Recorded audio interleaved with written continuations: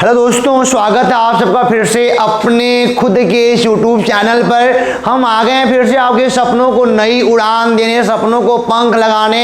हम लोग पढ़ रहे हैं क्या 12वीं के बोर्ड एग्जाम का अनसॉल्व पेपर चालू कर रहे हैं, ताकि आप उस ऊंचाई को छू लीजिए जहां पर आप जाना चाहते हैं। इत्मीनान से, सहूलियत से बातें सारी आपको पढ़ाई जा रही हैं और मैं उम्मीद करता हूँ कि आप मज़ा में आकर के पढ़ रहे होगे। और जब ज़िंदगी मज़े में चलती है ना, तो पढ़ाई भी मज़े में होती है, इसलिए पहले अपने आप को मजे में लेके आइए। और जानते हो, एक किसी ने लिख दिया है क्या, एग्जाम की रात को बुक मेरी मुझे देखती रही। बहुत अफसाना टाइप लिखा गया ना भाई। तो क्या लिखा है, एग्जाम की रात को बुक मेरी मुझे देखती रही, नींद मुझे अपनी तरफ खींचती रही, नींद का झोंका मेरा मन मुँह गया, और एग्जाम वाली रात को फिर ये जीनियस बिना पढ़े सो गया।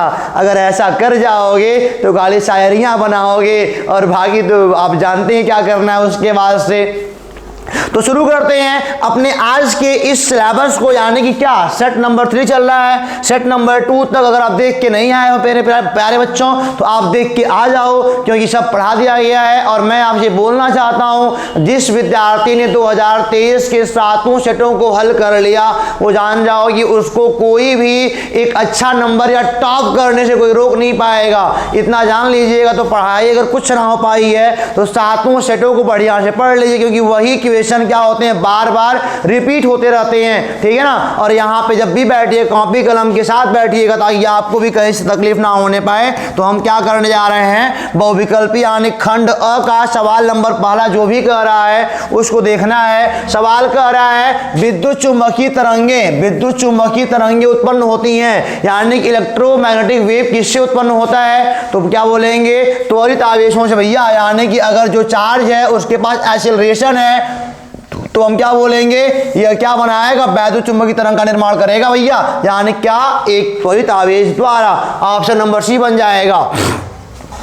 आगे बोलता है, प्लांक नियतांक की विमा समान है। प्लांक नियतांक की विमा समान है। भाई बहुत आसान सवाल है, अगर आपको ज्यादा भारी लगता होगा तो यहां देखिए, आप जानते हैं विकास क्या, ई बराबर क्या होता है, बोलो एच बाई लैम्डा। और सी बाई लैम्डा क्या मित्रों, ये फ्रीक्वेंसी है, तो क्या एच बन जाएगा। और फ्रीक्वेंसी की मात्रा क्या होता है, पर सेकेंड होता है, तो एच बराबर क्या हो जाएगा, ई। और पर सेकेंड 1/t होता है ना, तो टी लग जाएगा, क्योंकि यह बराबर 1/t होता है। तो 1/t जब यहाँ रखेंगे तो यहाँ लग जाएगा।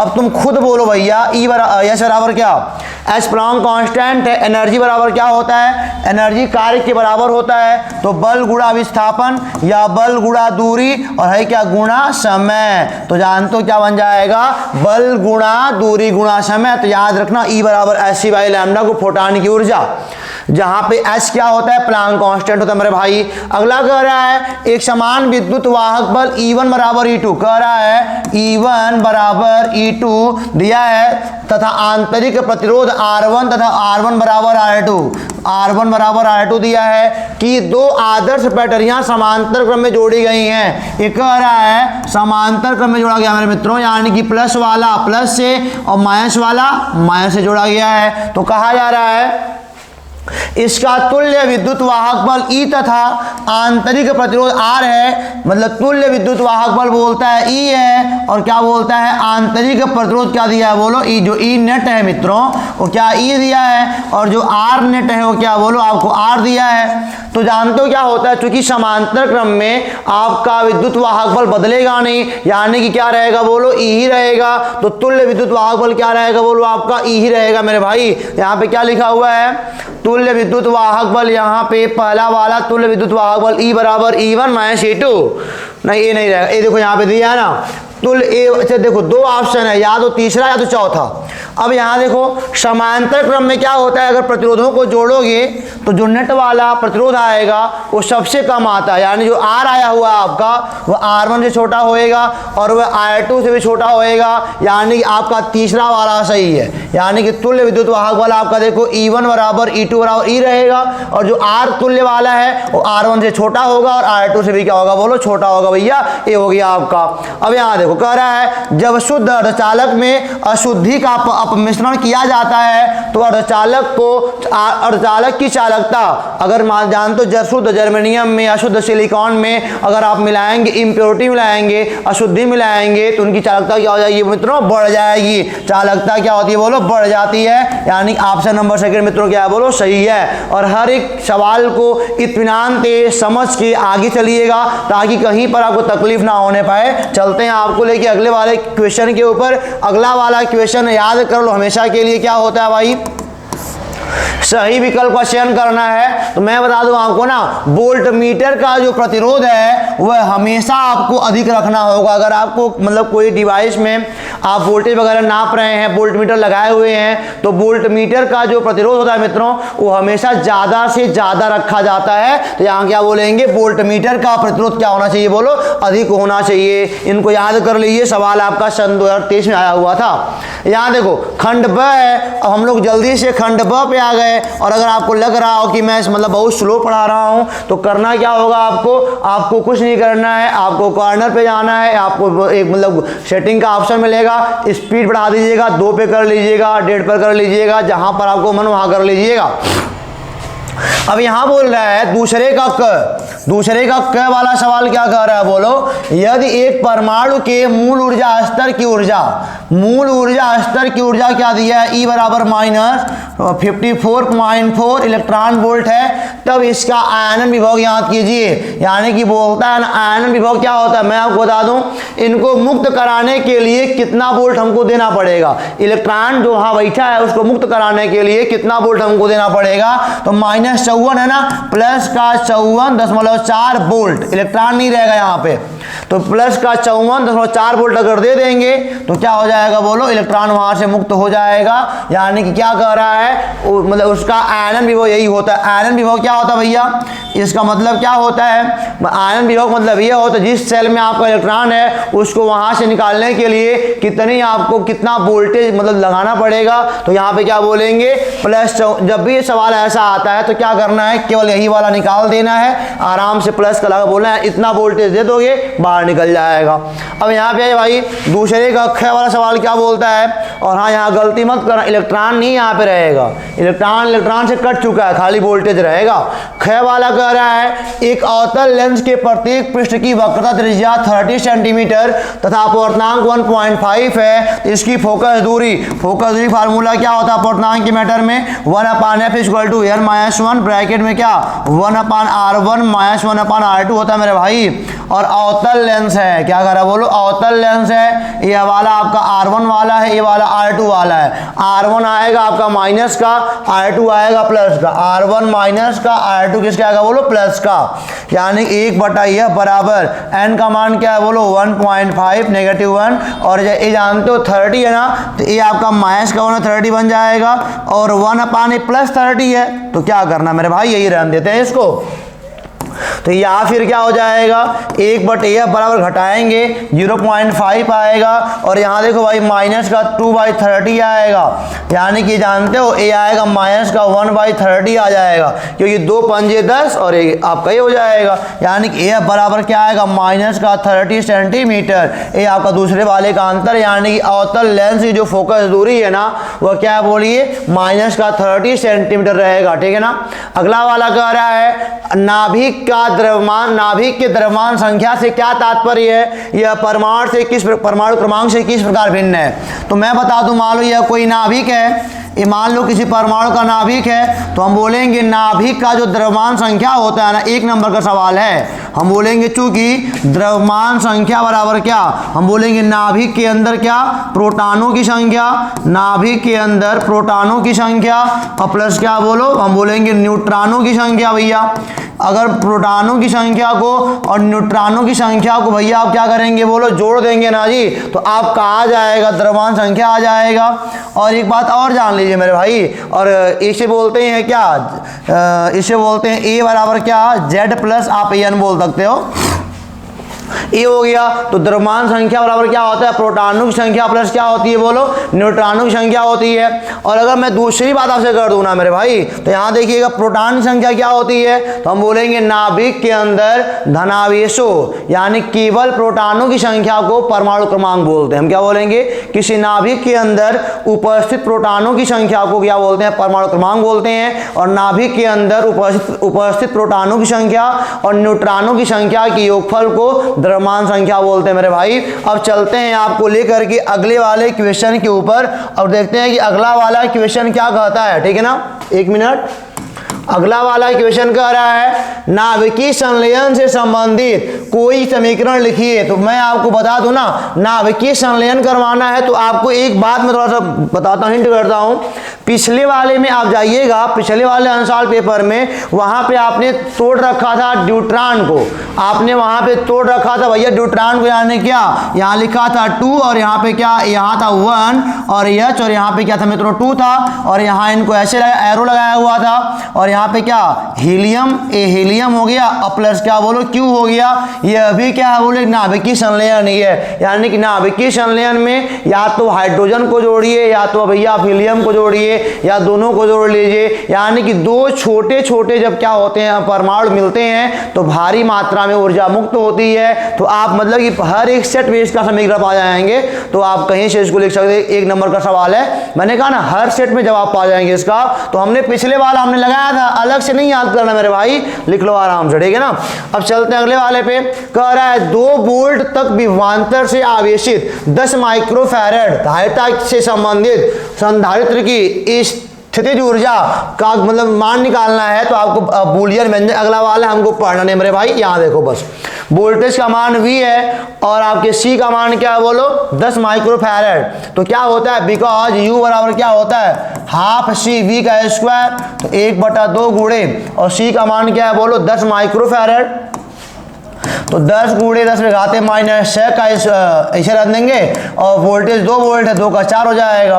तो ये आपका आएगा 10 पे घाते -5 गुणे 4/2 ये कट जाएगा। तो 2 गुणे 10 में घाते नेगेटिव का 5 क्या जूल बन जाएगा।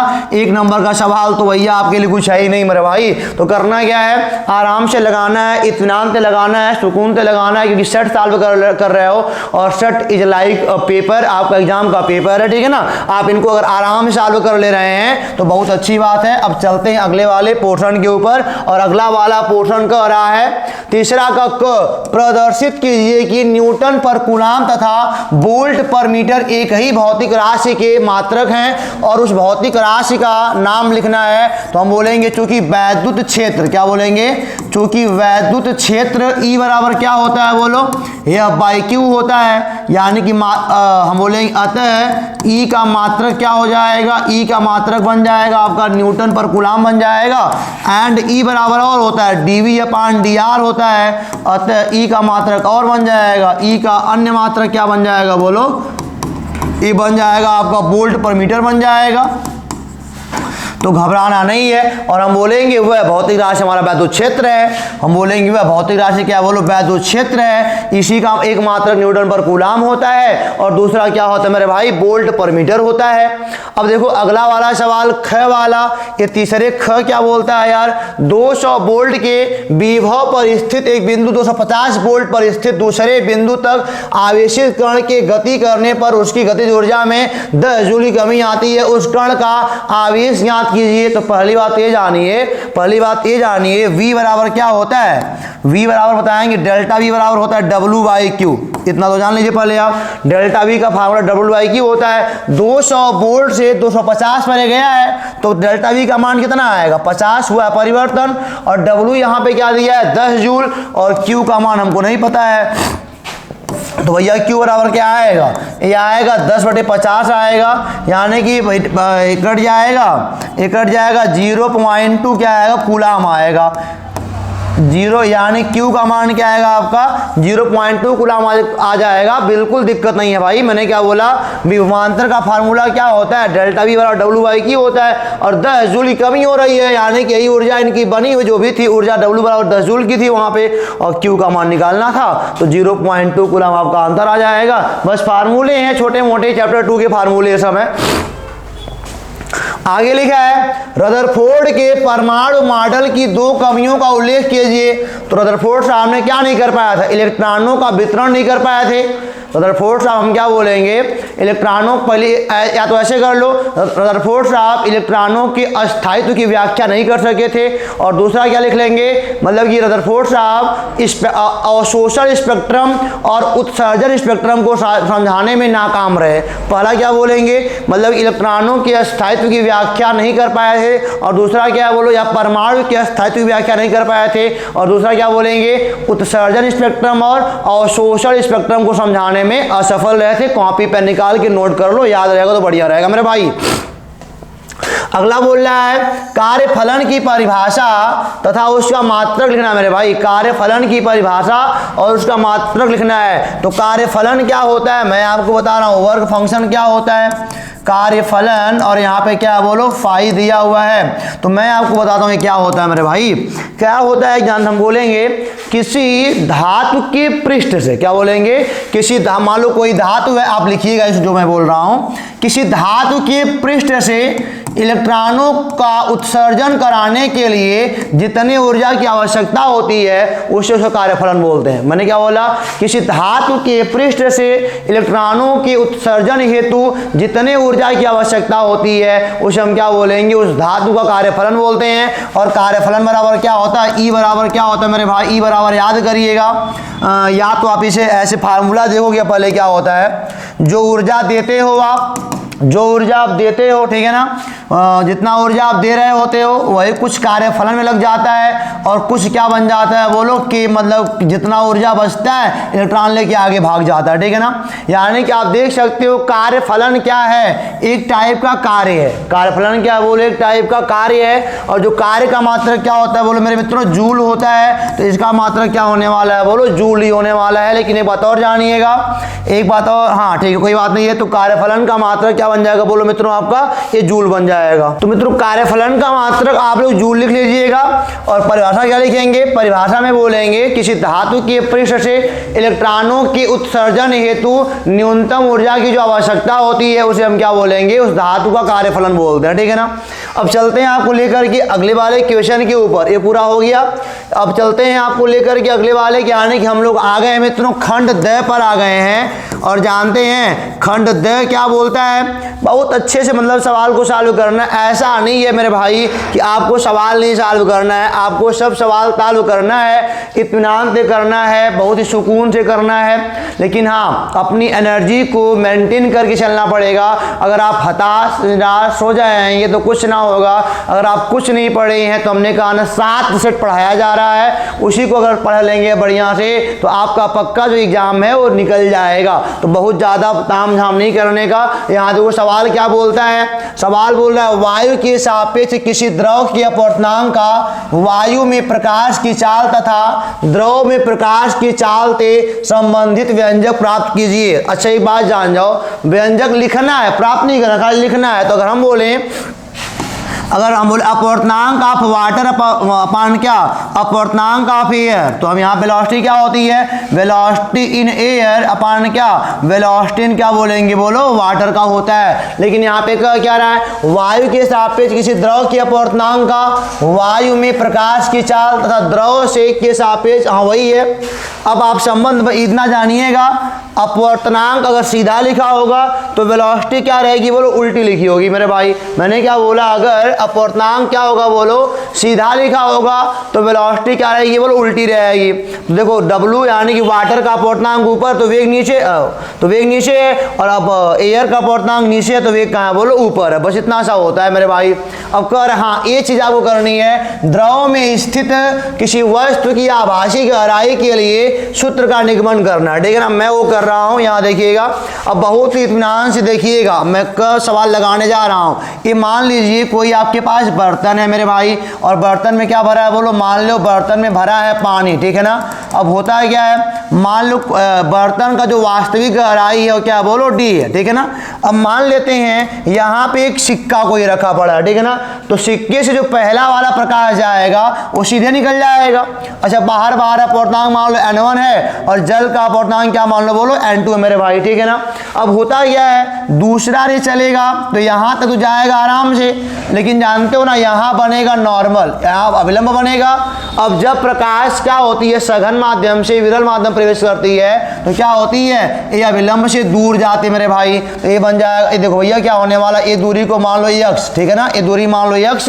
और अगर यहाँ कोई आंख लगा के देख रहा होगा ना, ये थोड़ी जानता है मुड़ क्या आ रहा है, लाइट का नेचर सीधा चलने वाला होता है। यहाँ इनको बढ़ाएंगे पीछे तो आपको मालूम चलेगा यही कट जा रहा है, और जहाँ कटेगा ना वहीं इमेज बन जाएगा, और ये आपकी आभासी गहराई क्या बन जाएगी बोलो डी बन जाएगी, ठीक है ना। ये आपकी आभासी गहराई क्या बन जाएगी बोलो डी डैश बन जाएगी। मान लो करना क्या है मेरे भाई, कुछ नहीं करना है, ये देखो ये होता है आपका क्या, ये हो गया आपका आई, यानी कि क्या आपतन कोण। देखो अभिलंब और आपतित किरण के बीच जो कोण आपतन कोण कहलाता है, और ये क्या बन जाएगा बोलो आपका अपवर्तन कोण बन जाएगा। अभिलंब और हम क्या बोलेंगे, अभिलंब और क्या बोलेंगे मेरे भाई, अभिलंब और अपवर्तित किरण के बीच बना कोण क्या कहलाएगा बोलो अपवर्तन कोण कहलाएगा। और जानते हो ये चूंकि पैरेलल लाइन है तो अगर ये आर तो ये भी कितना आएगा बोलो आर ही आएगा, कोई दिक्कत है क्या, कोई दिक्कत नहीं है। और हम बोलेंगे चूंकि स्नेल के नियम से, क्या बोलेंगे बोले स्नेल के नियम से, क्या पढ़े हो स्नेल का नियम अगर पढ़े हो तो यहाँ का अपवर्तनांक गुणे यहाँ वाला कोण, तो n2 साइन आई बराबर क्या यहाँ वाला अपवर्तनांक और यहाँ वाला क्या अपवर्तनांक n1 और यहाँ वाला कोण n1 क्या बन जाएगा साइन r बन जाएगा। और एक बात और जानिएगा, चूंकि ये बहुत पतले में होता है, हम बोलेंगे चूंकि i बहुत छोटा है इसलिए साइन i बराबर लगभग i बन जाएगा, या फिर हम क्या बोलेंगे i लगभग क्या बन जाएगा बोलो tan i बन जाएगा। हरकत याद रखिएगा, जब i बहुत छोटा होता है तो साइन i लगभग tan i के बराबर होता है। एंड इसी प्रकार हम क्या बोलेंगे, इसी प्रकार r बहुत छोटा है, हम बोलेंगे अतः जो साइन r है ना वो लगभग क्या बन जाएगा बोलो tan r बन जाएगा मेरे भाई। तो हम बोलेंगे अतः यहाँ पे क्या बोलेंगे n2 साइन i बराबर क्या बोलो tan i और साइन r क्या बोलो tan r। अच्छा एक बात बोलो भाई, tan i माने क्या होता है लंब, देखो i आपका कौन है, अगर ये यहाँ पे i है तो भी कितना होगा i होगा, तो लंब आपका x है और आधार क्या है मेरे भाई, आधार पूरा यहाँ देखो इस ट्रायंगल को देखो ध्यान से, इस ट्रायंगल को, तो आधार क्या है d है, ठीक है ना, d बन जाएगा अपान n1 tan r का मान, यहाँ देखो r, ये आपका लंब x बन जाएगा, आधार d डैश बन जाएगा, तो x बटे क्या d dash, x extra d आएगा। तो हम बोलेंगे अतः क्या n2 इसको लेके आओ नीचे अपान n1 बराबर क्या हो जाएगा d अपान d डैश, क्या आएगा d अपान d डैश। ये देखो बेटा ये आपका वास्तविक गहराई और ये क्या बोलो आभासी गहराई है, हैंस प्रूव्ड, यानी कि हम क्या बोलेंगे n2 अपान n1 बराबर क्या d अपान d डैश। याद रखिएगा n2 किसका है बोलो, जिसमें से लाइट की रे जा रही है जल का है, और n1 क्या है बोलो जिसमें जा रही है, n2 क्या है जिससे जा रही है और n1 क्या है जिसमें जा रही है, अपान क्या वास्तविक गहराई बटे आभासी गहराई। ये फार्मूला नोट कर लीजिएगा इत्मीनान से सुकून से, बहुत जल्दी नहीं करना है। ये वाला भी क्या हो गया बोलो खत्म हो गया। अब चलते हैं आपको लेकर के आगे, अगला सवाल कह रहा है मेरे भाई ख वाला, मैं ख सवाल ही लगाने का प्रयास करता हूं। कह रहा है एक प्रकाश विद्युत पदार्थ का कार्यफलन 4 इलेक्ट्रॉन वोल्ट है, यानी क्या दिया है फाई का मान दिया है 4 इलेक्ट्रॉन वोल्ट दिया है, कोई बात नहीं है। उस प्रकाश की तरंगदैर्घ्य ज्ञात कीजिए जिसके लिए संस्तब्ध विभव 2.4 वोल्ट होगा, कोई बात नहीं है। V0 का मान क्या दिया है 2.5 वोल्ट दिया है। तो एक बात ध्यान दीजिए, मैं क्या बोलता हूं, मैं एक बात बोलता हूं, मैं यहाँ लिख रहा हूं इसको, ठीक है ना। हम बोलेंगे चूंकि कुल ऊर्जा बराबर क्या होता है, जो आप पीछे जो परिभाषा बनाया थे वहीं से याद करिए ना। कुल ऊर्जा क्या होता है, कुल ऊर्जा जो आप धातु को इलेक्ट्रॉन को दे रहे होते हो तो कुछ कार्यफलन में लग जाता है, और जो बचता है ना वो क्या बन जाता है बोलो गतिज ऊर्जा बन जाती है, कोई बात नहीं है। तो कुल ऊर्जा E बराबर क्या कार्यफलन फाई, और ये क्या होता है K मैक्स बन जाता है और के मैक्स क्या होता है मेरे भाई, एक बात याद रखना, एक कार्य है एक टाइप का। तो हम क्या पढ़े हैं, डेल्टा वी बराबर क्या होता है बोलो, ये होता है डेल्टा वी बराबर डब्लू अपान क्या क्यू होता है। कोई बात नहीं मेरे भाई, तो डब्लू बराबर क्या हो जाएगा बोलो, डब्लू बराबर डेल्टा वी इंटू क्यू। और जानते हो इसीलिए जहाँ पे के मैक्स लिखा है ना, वहाँ पे क्या लिख सकते हैं हम लोग बोलिए, वहाँ पे लिख सकते हैं आपका डेल्टा वी माने क्या, वही जो आपका संस्तभ विभव यानी कि वी नॉट बन जाएगा, और यहाँ पे कौन इलेक्ट्रॉन ई बन जाएगा, ठीक है ना, कोई बात नहीं है। अच्छा एक बात देखो ध्यान से, ई बराबर क्या होता है, ई बराबर होता है आपका एस सी बाई लैम्डा होता है, आपको ये लैम्डा निकालना है। और फाई बराबर क्या दिया है बोलो, फाई का मान आपको दिया है 4 इलेक्ट्रॉन वोल्ट, क्या दिया है 4 इलेक्ट्रॉन वोल्ट, प्लस यहाँ पे वी नॉट का मान क्या दिया है, संस्तभ विभव का मान क्या दिया है मेरे भाई, एक सेकेंड कहाँ गया, 2.5 वोल्ट दिया है, 2.5 वोल्ट, 2 पॉइंट क्या बोलो 5, और यहाँ पे इलेक्ट्रॉन तो रहेगा वोल्ट। इक्वल आपका आ जाएगा एस सी बाई लैम्डा बराबर 4 और 2 6.5 इलेक्ट्रॉन वोल्ट आएगा, ठीक है ना जी, कोई बात नहीं है। अब एक काम करते हैं, या फिर हम क्या बोलेंगे, लैम्डा वहाँ जाएगा तो लैम्डा बराबर एस सी अपान क्या 6.5 इलेक्ट्रॉन वोल्ट आपका आएगा, कोई बात नहीं है। अब एस का मान क्या होता है 6.6 मल्टीप्लाई बाई 10 पावर नेगेटिव 34 होता है, और आपका सी का मान क्या होता है 3 गुना 10 पे घाते 8, निर्वात या वायु में प्रकाश का वेग है, होल का अपान यहाँ पे क्या लिखा है, यहाँ पे 6.5 इलेक्ट्रॉन वोल्ट में कितना जूल होता है, एक इलेक्ट्रॉन वोल्ट में कितना होता है बोलो 1.6 मल्टीप्लाई बाई 10 पावर नेगेटिव 19, तो यहाँ पे क्या गुणा करना पड़ेगा 1.6 मल्टीप्लाई बाई 10 पावर नेगेटिव का 19 कर लेंगे आराम से, और ये लगभग कट जाएगा, और जानते हो ये लगभग आपका आएगा 0.5 आ जाएगा। तो कुछ नहीं करना है, ये बन जाएगा 10 पे घात -34 और ऊपर जाएगा तो ये प्लस का बन जाएगा, तो 10 पे घात 19 और 8 अगर देखा जाए, 10 पे घात 19 और 8 अगर देखा जाए तो 27 आएगा, तो ये आपका आएगा 27 प्लस का 34 यानी कि 10 पे घाते -7 आएगा, और यहाँ पे क्या 0.5 कर लो मेरे भाई।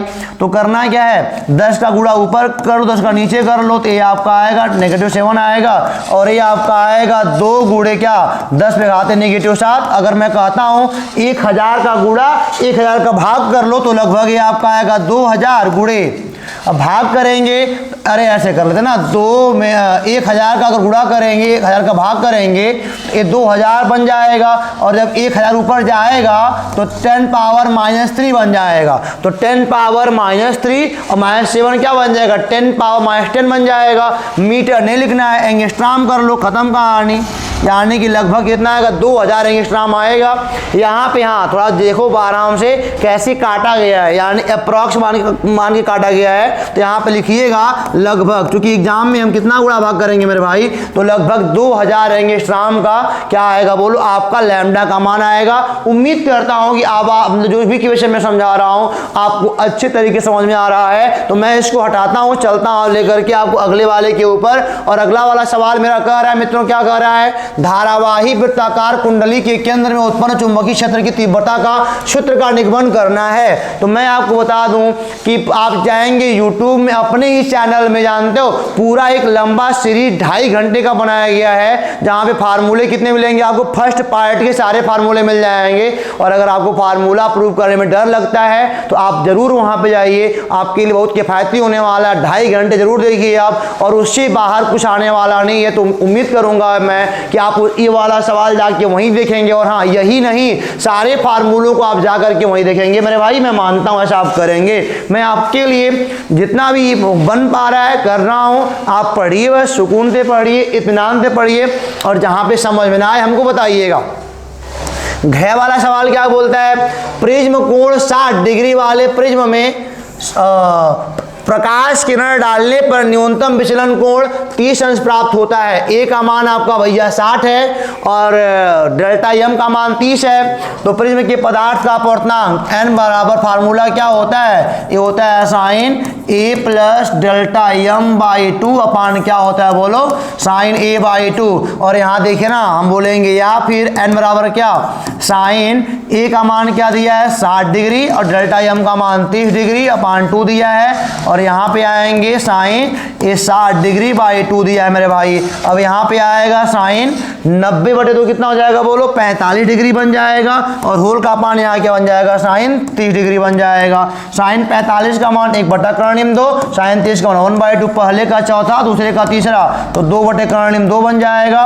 तब यहाँ 2 का मतलब क्या कर्णिम 2 गुणे कर्णिम 2 अपान क्या कर्णिम 2, ये कट जाएगा तो आपका आंसर क्या आ जाएगा बोलो कर्णिम 2 आ जाएगा। मेरे भाई करना कुछ नहीं है, आराम से सवाल को लगाइएगा तो सब सवाल लग जाएंगे। यानी कि प्रिज्म के पदार्थ का पूर्णांक क्या कर्णिम 2 आएगा। फार्मूला याद कर लीजिएगा n बराबर sine A plus delta M by 2 upon sine A by 2, जहाँ पे ये क्या है प्रिज्म कोण है और डेल्टा एम क्या है बोलो विचलन कोण है मेरे भाई, न्यूनतम विचलन कोण है। अब चलते हैं अगले वाले सवाल के ऊपर। एक घ वाला था, मैं यहाँ मेंशन कर दे रहा हूँ, एक घ वाला था। चौथे का क्या है बोलो एक घ था।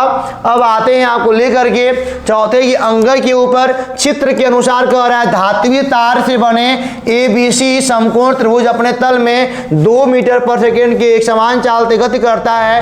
तल के लंबवत B बराबर 0.5 टेस्ला का एक समान चुंबकीय क्षेत्र लगा है। तार के खंड BC AC AB के सिरों के मध्य प्रेरित विद्युत वाहक बल का मान निकालना है। तो मैं आपको बता दूं ना, देखो पहले क्या कह रहा है, अगर ये 4 का है ये 3 का है तो ये कितने का आएगा बोलो ये 5 मीटर का आएगा, ठीक है ना। तो करना क्या है मैं बता रहा हूं। तो अब बोल रहा है चुंबकीय क्षेत्र लंबवत अंदर की ओर जाएगा, ये क्या अंदर नहीं है बाहर है, डॉट है ना, तो लंबवत बाहर की ओर आएगा, ठीक है ना। अब तुम देखो अगर चुंबकीय क्षेत्र बाहर आएगा तो ये सब अगर आगे चलेंगे, सबका वेग कहाँ है बोलो, सबका वेग तो मेरे भाई आगे ही है। इसका तल दूसरा है XY प्लेन में है, ठीक है ना, और वो कहाँ आगे निकल रहा। ये सब कैसो भी चल जाए ना बेटा, हमेशा उनके बीच एंगल कितना बनेगा बोलो 90 डिग्री बनेगा। किनके बीच, चुंबकीय क्षेत्र के बीच और इनके मतलब कि वेग के बीच, कैसो भी चल चले इन तीनों के बीच हमेशा इनके बीच एंगल 90 बनेगा। तो हम बोलेंगे BC के लिए, देखो पहले AC का निकाल लीजिए भाई।